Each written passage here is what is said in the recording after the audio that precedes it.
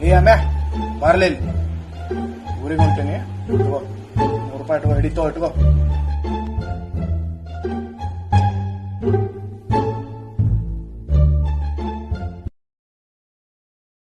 ಏ ನಿಮ್ಮವನ್ ಮಾರೇ ನೋಡ್ತಿಲ್ಲ ಇಟ್ಕೋ ಸುಮ್ಮ ಸಣ್ಣವಿದ್ದೀನ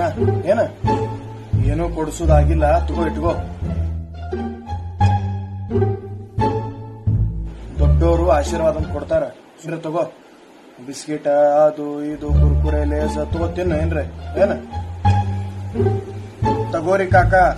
ಕೊಡ್ಬ್ಯಾಡ್ರಿ ರೊಕ್ಕ ನಂಗ